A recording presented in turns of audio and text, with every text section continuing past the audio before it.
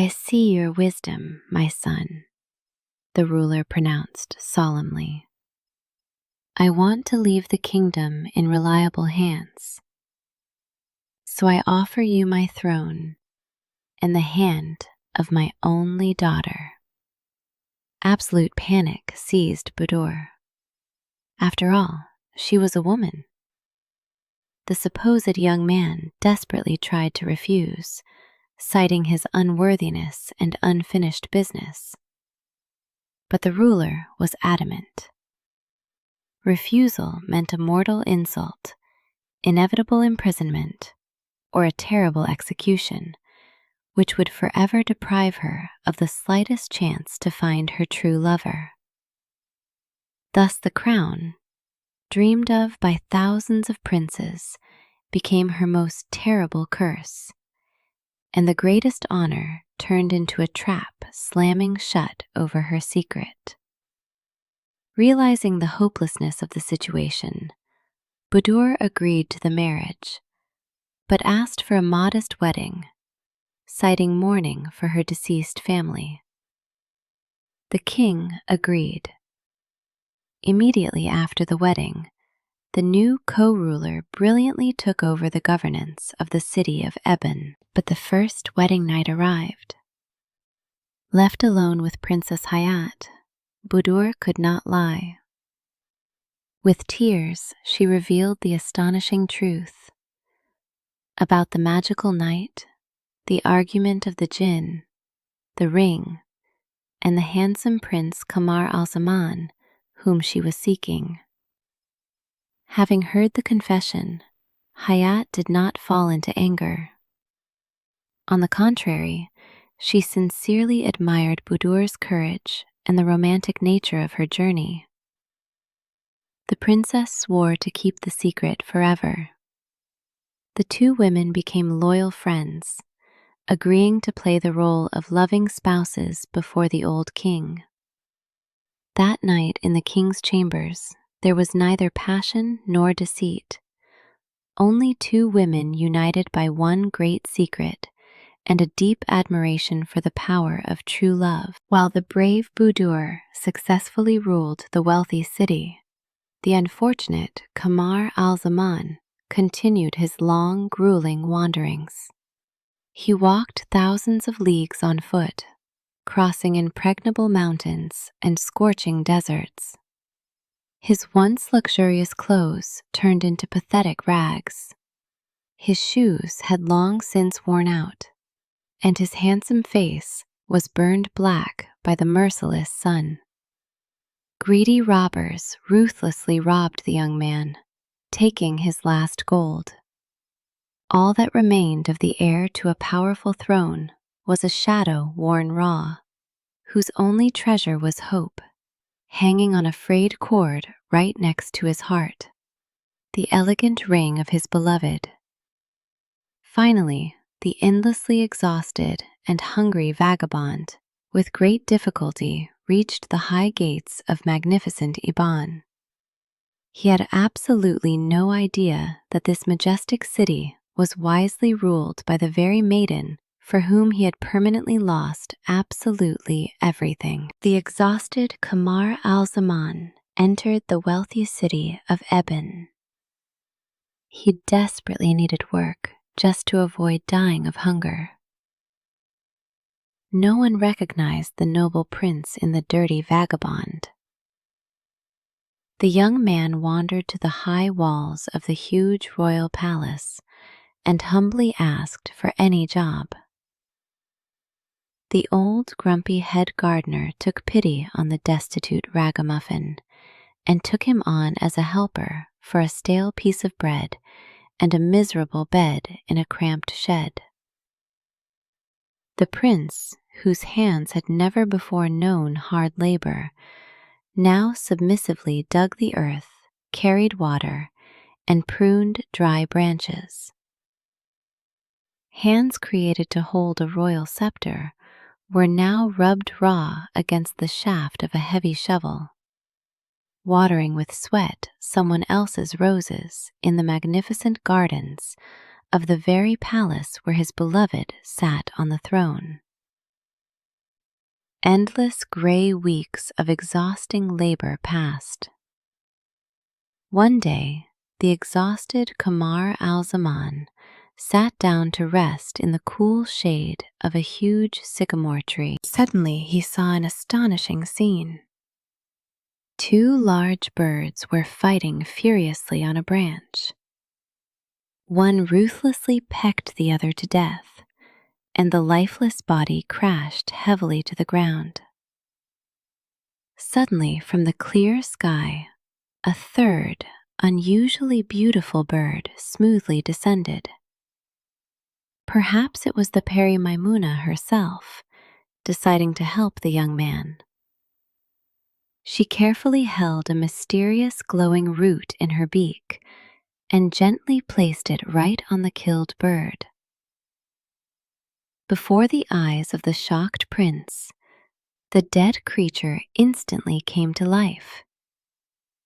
It joyfully shook its feathers, and all three birds swiftly flew away, while the wondrous root remained lying untouched.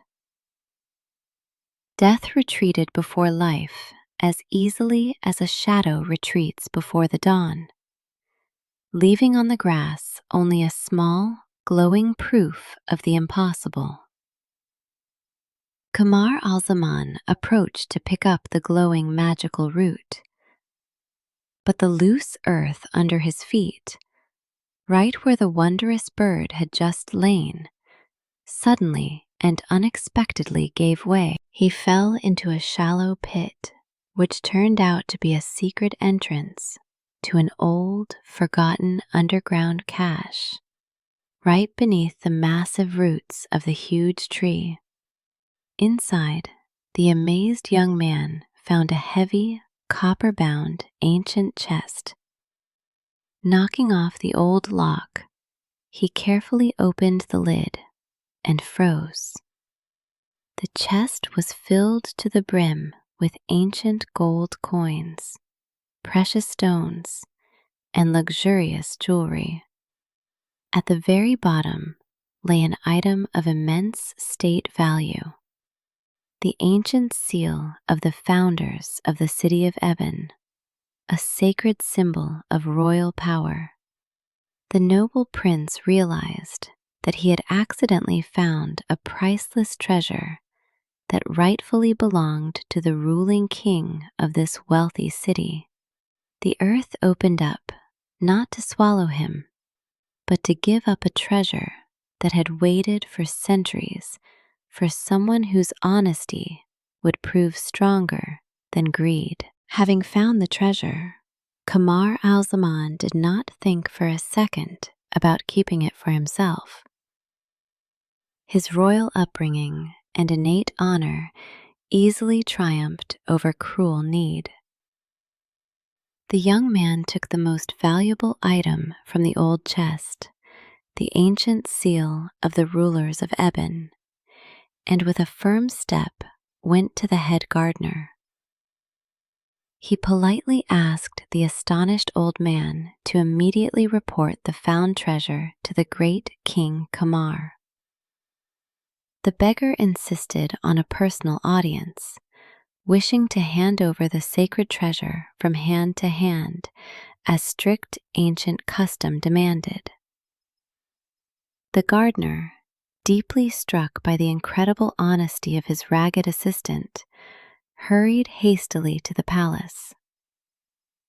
The gold could have bought him a ship home, but he knew that honor could not be sold for any treasures of the world found in a foreign land. In the luxurious throne room, sitting in a crown and male attire, Budur ordered the gardener to be let in. The exhausted Kamar al-Zaman entered. He was pale, emaciated, and dressed in dirty rags. His handsome face was hidden behind an overgrown beard and a layer of dust. The young man bowed low, not daring to raise his eyes to the king. But one look at his proud posture and the familiar curve of his shoulders was enough for Budur.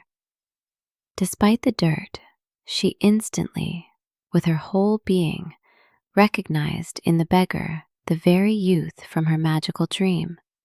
A fierce storm flared up inside. She madly wanted to jump up from the throne, scream, and throw herself around his neck, but it was impossible.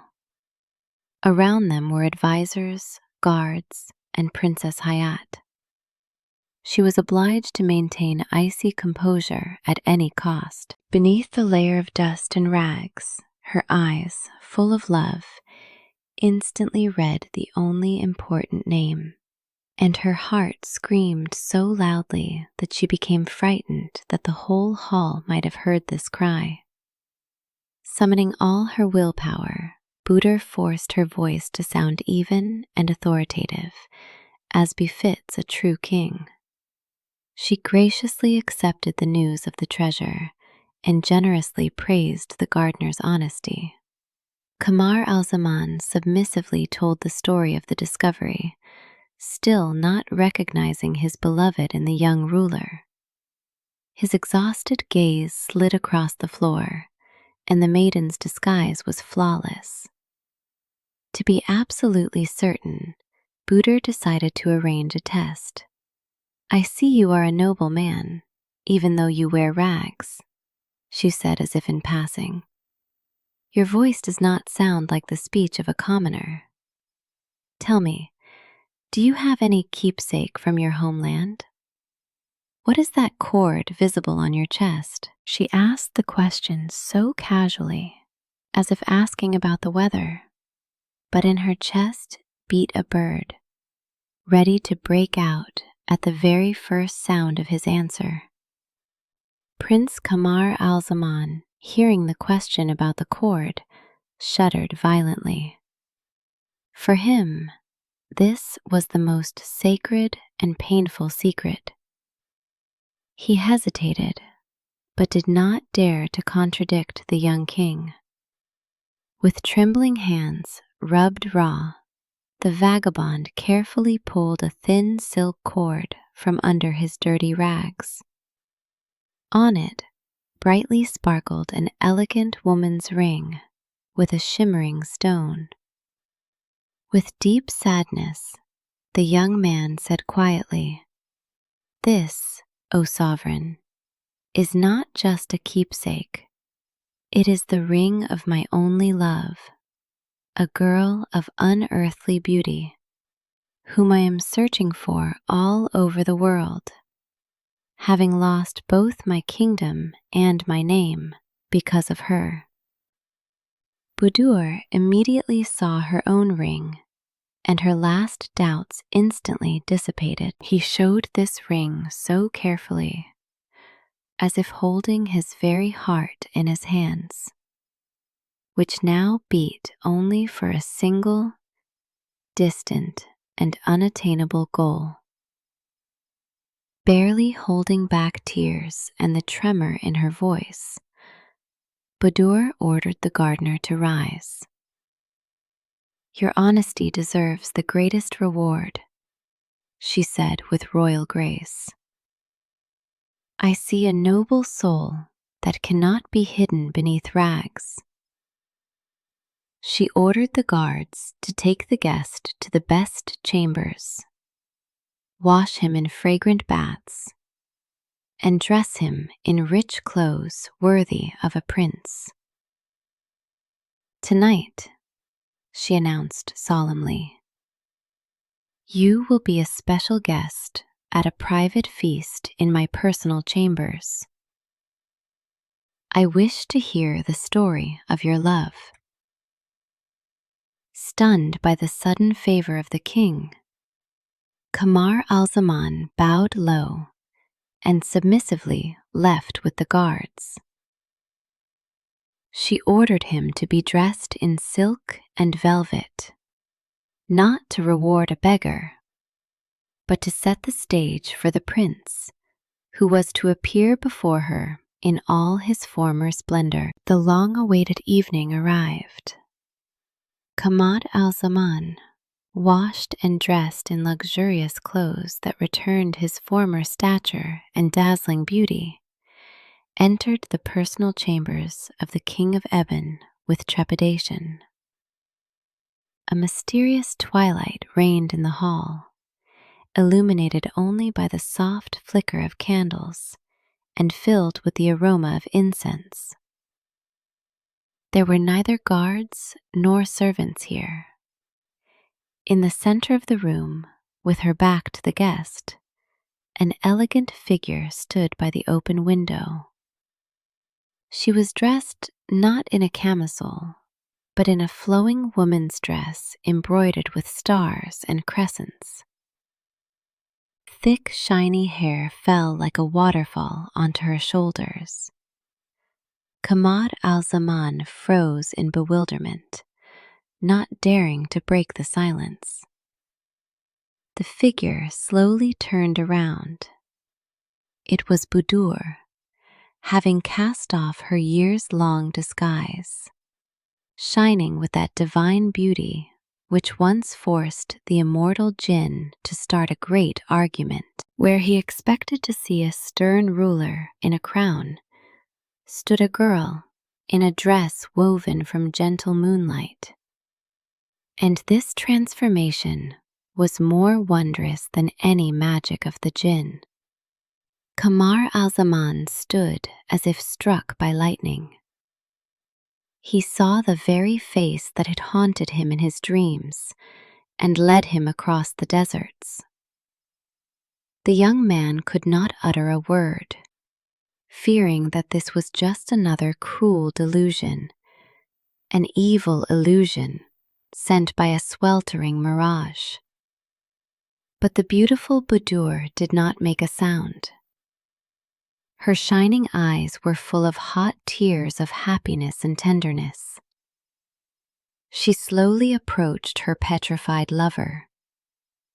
The girl smoothly raised her hand and, just as carefully as he had done that morning, showed her finger. On her slender hand brightly shone his heavy man's signet ring, with the royal seal of the kingdom of Khaled.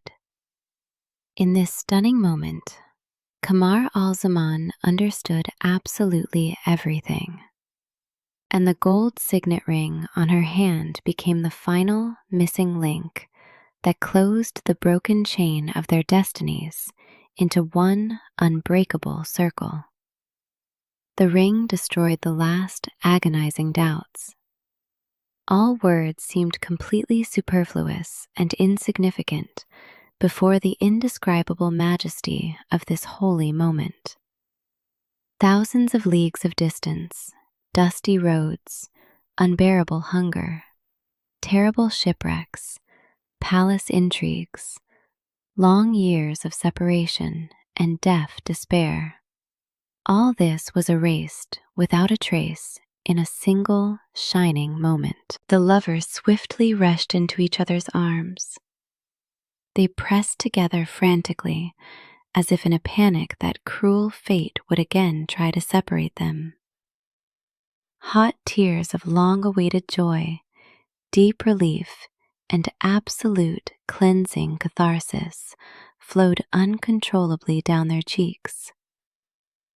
Their incredibly long, exhausting journey had finally ended happily. They had found each other. In their embrace burned all the miles of deserts and all the storms of the seas, leaving only the ashes of long years of separation from which their absolute happiness was reborn. The next morning, Budur, again in a man-suit but with a light heart, summoned the entire court and the old king to the luxurious throne room. Kamar al-Zaman, dressed in the rich clothes of a prince, stood proudly next to her. Budur boldly took the floor. Before the eyes of the stunned audience, she took off the crown, let down her hair, and revealed the great secret to everyone. She was not Prince Kamar, but Princess Budur from the distant islands. The girl told the astonishing story of their magical meeting, long separation, and incredible reunion. Then she proudly presented to the court her true lover, Prince Kamar al-Zaman, the lawful heir to the kingdom of Khaled. She threw off the crown, which for her had been only a heavy helmet in the battle for survival, and appeared before them not as the king of Eben, but as the queen of her own heart. The old king at first was terribly stunned by the audacious deception and ready to become angry. But, having listened to the incredible story of long love and difficult trials, the old man noticeably softened. He saw in them not cunning liars, but true heroes of a great saga. Besides, the wise Budur had ruled his city truly brilliantly and justly. The beautiful Princess Hayat hastily stepped forward and fervently begged her father to forgive them. On this same joyous day, the miraculously saved faithful servant Marzawan suddenly arrived at the palace. The ruler, seeing his exceptional nobility and boundless devotion, with great joy blessed the marriage of his daughter to this worthy young man. And the old king understood that anger would be a poor reward for the fairy tale that had unfolded right at his throne, and instead of an executioner, he called for a priest. Kamar al-Zaman and Budur, finally free and immensely happy, immediately wrote detailed letters to their parents in the kingdom of Khaled and on the distant islands. Loyal messengers on the fastest horses swiftly rushed to all corners of the world. Indescribable joy engulfed both courts, which for many years had been in inconsolable mourning, considering their children mad or dead. With great jubilation, they accepted the news of their miraculous salvation and impending wedding. The old kings sincerely forgave the runaways for their long-ago escape, and began preparing for a grandiose celebration of the great unification. Their letters flew like white doves of peace, carrying healing on their wings to two kingdoms that had mourned their living children for too long. Soon lavish, grandiose weddings were held, attended by noble guests from all three kingdoms. Kamar al-Zaman and Budur became great rulers, forever uniting their lands into one huge, prosperous empire. They ruled long, wisely, and immensely happily. The long, difficult trials had forever taught them great patience and true justice. Their amazing story became the main legend of the ancient East. It says that true love is capable of overcoming any distances, defeating deaf despair, and proving stronger than the magic of powerful jinn, if two hearts sincerely believe in each other. Thus ended the fairy tale of the prince and princess, proving that even the spirits who ignite the stars hold no power over the fire of true love, if it has found its way through deserts and seas. In times immemorial, there, where the sun gently kisses the boundless sands, flourished the glorious and rich kingdom of the wise Khaled. There the beautiful prince, Kamar al-Zaman, grew to manhood. His face shone blindingly, like the moon on the 14th night, and his mind was ruthlessly sharp, like a flashing Damascus blade. But the proud heart of the young man remained impenetrably locked. like an ancient treasury for which the masters had not yet forged the cherished key. He boldly and stubbornly rejected any of his father's persuasions about an early marriage.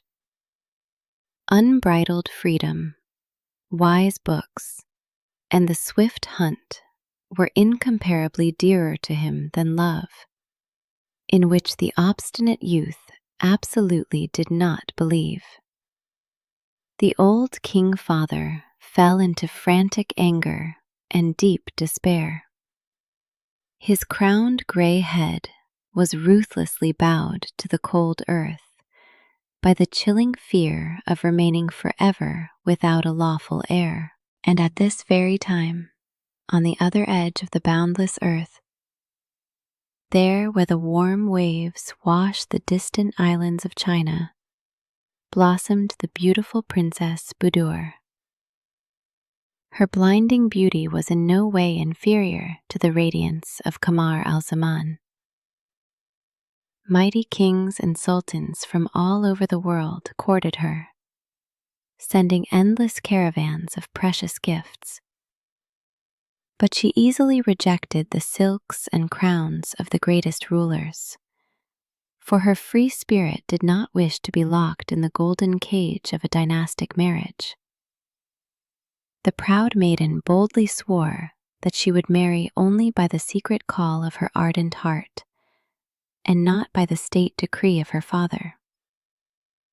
And just as in the glorious kingdom of Khaled, the mighty ruler of the islands sighed sorrowfully and grew angry, vainly trying to break the iron will of his regal and rebellious daughter. But while mortal kings sorrowfully lamented the fates of their rebellious children, high above their crowned heads, in the unreachable cold blue of the night skies, two mighty spirits suddenly met. From the bottomless red-hot dungeons of the desert rapidly rose the ferocious, fiery jinn, Danash, and from the shimmering, starry heights smoothly descended the beautiful, airy-pairy Maimuna. Between the ancient immortals immediately flared up a frantic, magical argument.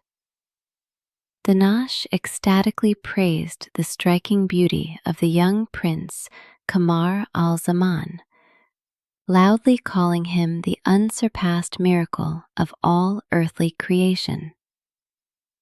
But the proud Maimuna merely smiled haughtily. She confidently objected that the distant Princess Budur, whom she enchantedly watches, easily eclipses with her divine radiance absolutely any living creature. Their voices, like the roar of the wind and the rustle of the stars, crossed in the gloom. For each of the spirits firmly believed that they specifically had found the greatest perfection of the mortal world. The fierce argument of the invisible spirits was rapidly growing into an irreconcilable, loud quarrel. None of these mighty, proud beings wished to yield supremacy. Then the cunning and stung Peri Maimuna proposed a bold, magical plan. She imperiously commanded to immediately transport the unsuspecting, deeply sleeping, obstinate heroes through the night space. The spirits decided to carefully lay them side by side on one luxurious bed, and impartially compare the divine perfection of the young faces, in order to pass an objective verdict. The ferocious Danash instantly and quite eagerly agreed to this crazy venture. For the omnipotent immortals, the great and proud heirs of earthly thrones, turned out to be merely beautiful, spineless toys in their invisible hands. To resolve their unearthly dispute, they decided to disturb the peace of mortals, and, flying apart to different ends of the earth, faster than thought, they rushed after their sleeping proofs. Under the cover of the dead of night, the spirits immediately executed their bold plan. The beautiful Maimuna darted to the distant islands faster than a falling star. Without stirring even the finest silk, she picked up the sleeping Princess Badur like a weightless fluff and silently carried her across the night sky, waking neither the vigilant guards nor the maiden herself. Meanwhile, Danash carefully lifted Prince Kamar al-Zaman. Magically penetrating through locked doors, the immortals gently lowered the sleeping heroes onto one luxurious bed in the young man's chambers. The invisible jinns hovered in the air above the bed in amazement. They lay side by side, like two pearls extracted from different shells, but created for each other by fate itself. And even the spirits, accustomed to miracles, froze in mute admiration. It was impossible to decide which of them was more perfect. Unable to resolve the dispute, the invisible jinns decided to wake the sleepers in turn, to see which of the mortals would be more struck by the beauty of the other. Maimuna carefully lifted the spell of sleep from Kamar al-Zaman. The prince slowly opened his eyes and froze. Beside him rested an unseen girl. He decided that this was a divine vision that had suddenly descended from the heavens. His iron convictions that women were unworthy of attention collapsed in a single moment. The young man realized that his old father had been right, but only because he had not met true perfection before.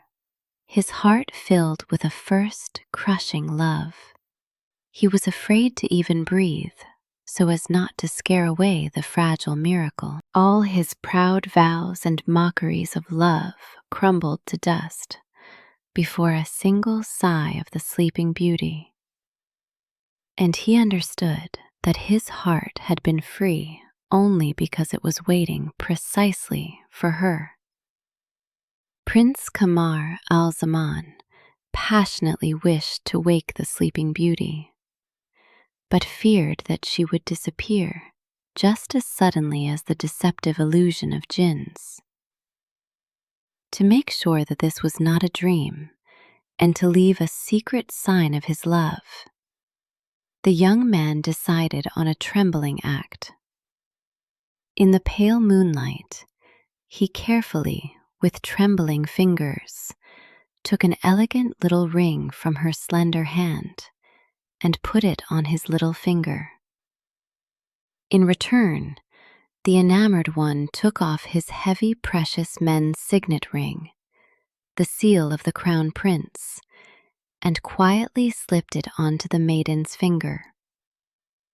Having admired her for another moment, he again fell into a deep magical sleep, imperiously sent by the invisible Peri Maimuna. He exchanged her ring for his own, as if sealing their fates with an invisible thread, so that in the morning, having woken up, he would believe not his eyes, but the weight of the gold on his finger. Prince Kamar al-Zaman passionately wished to wake the sleeping beauty, but feared that she would disappear just as suddenly as the deceptive illusion of jinns. To make sure that this was not a dream and to leave a secret sign of his love, the young man decided on a trembling act. In the pale moonlight, he carefully, with trembling fingers, took an elegant little ring from her slender hand and put it on his little finger. In return, the enamored one took off his heavy, precious men's signet ring, the seal of the crown prince, and quietly slipped it onto the maiden's finger. Having admired her for another moment, he again fell into a deep, magical sleep, imperiously sent by the invisible Peri Maimuna. He exchanged her ring for his own, as if sealing their fates with an invisible thread, so that in the morning, having woken up, he would believe not his eyes, but the weight of the gold on his finger. The night was coming to its end. The sky in the east began to relentlessly brighten. The Jinn Danash and the Peri Maimuna looked in amazement at the sleeping lovers for the last time. The immortal spirits quietly admitted defeat in the dispute. Both mortals were equally beautiful, and it was impossible to say whose beauty was more perfect. Danash carefully picked up the sleeping Princess Budur, and with the same incredible speed, without waking the girl, rapidly carried her back to the palace on the distant islands. Prince Kamar al-Zaman remained completely alone in his cold bed. The magic of the jinns mysteriously dissipated along with the pre-dawn fog, sadly cutting short this unearthly miracle. Like a beautiful dream, the dispute of the immortals ended in a draw. But for the two mortals, this night became the beginning of the greatest battle for their love. With the rays of the sun, Prince Kamar al-Zaman suddenly woke up. He abruptly sat up in bed, and with a beating heart, began to search with his eyes for the beautiful stranger. But the bed was treacherously empty. The heavy doors of the chambers remained securely locked from the inside. The young man, in despair, decided that it was only a wonderful but unbearably cruel dream, an evil game of his inflamed imagination. But then his lost gaze accidentally fell upon his hand. On his little finger brightly sparkled an elegant women's ring, which he had never had before. In a flash, he clearly understood. The night vision was genuine. The fairy tale maiden was absolutely real. He was ready to curse the heavens for a cruel dream.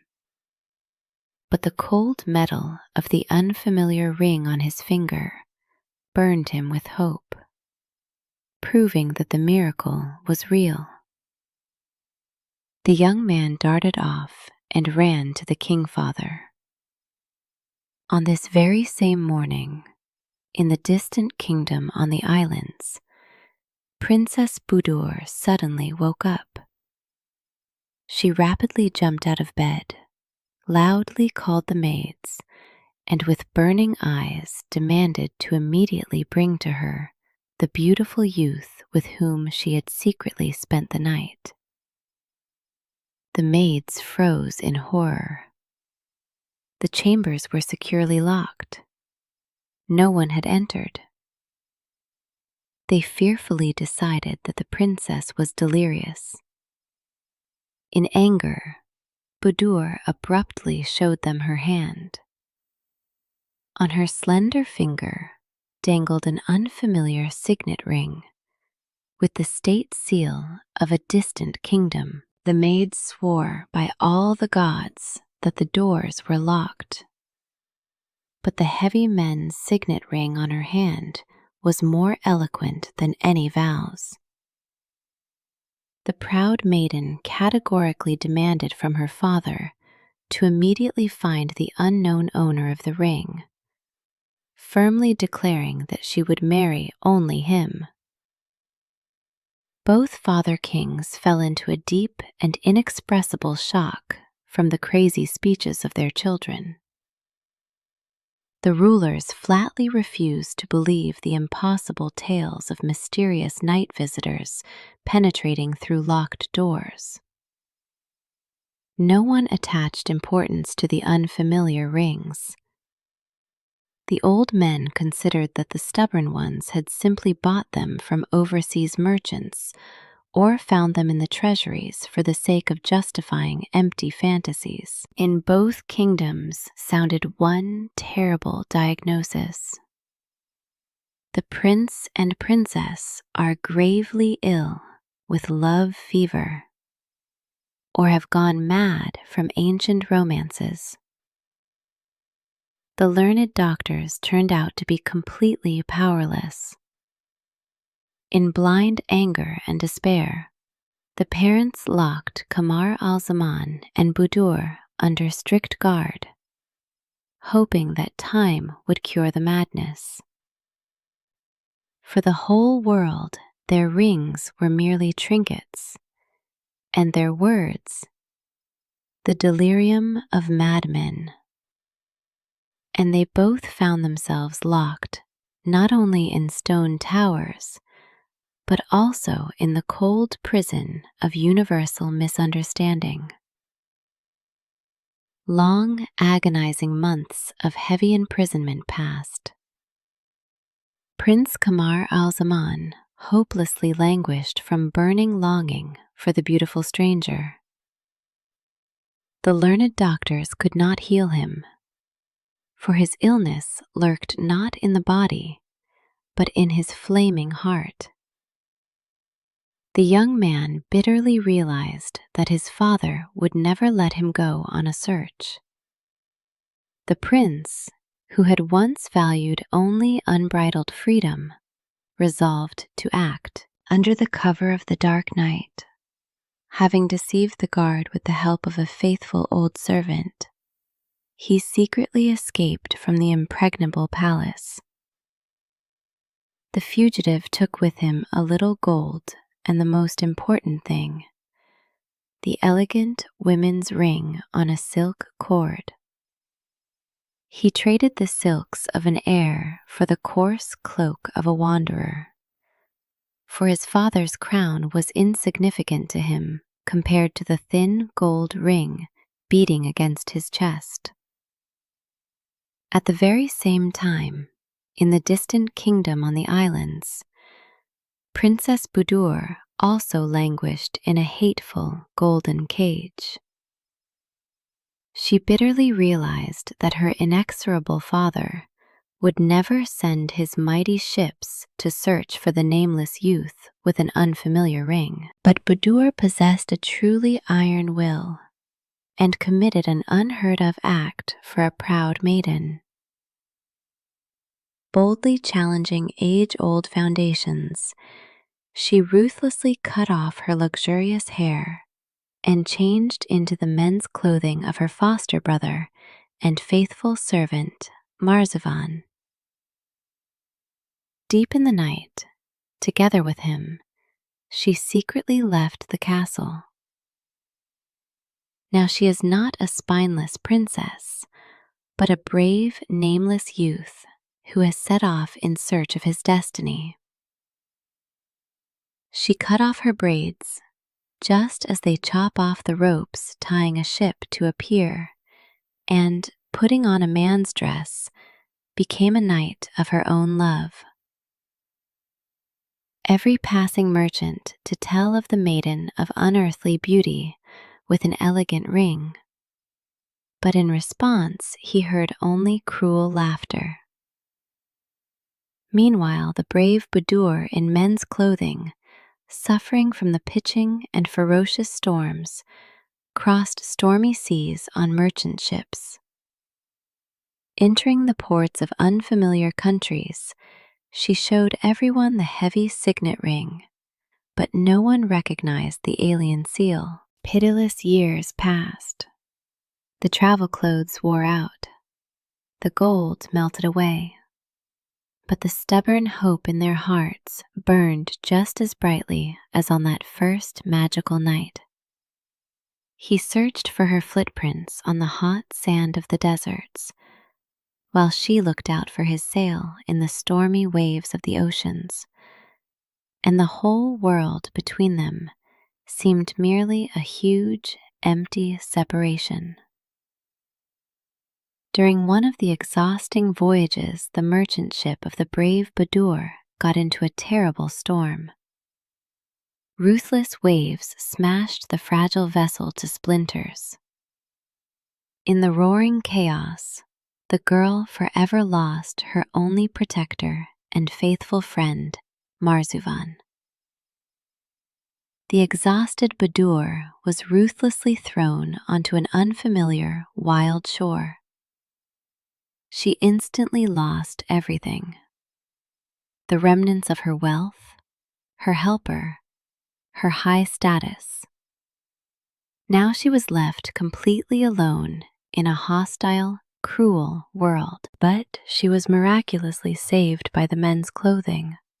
If the greedy marauders on the deserted shore had found out that before them was a lonely princess, her fate would have been terrible. The rough male appearance allowed her to survive and stubbornly move forward. The ocean took away her last faithful friend, leaving her alone on a strange shore where her main protection became not magic, but the coarse men's fabric of her camisole. Having escaped after the terrible shipwreck, the brave Badur, in torn men's clothing, stubbornly made her way to the high gates of the rich port city of Eben. There she boldly called herself by a fictional name, the foreign Prince Kamar. Despite the pitiful rags, her innate nobility, brilliant education, and blinding beauty immediately attracted the close attention of the admiring townspeople.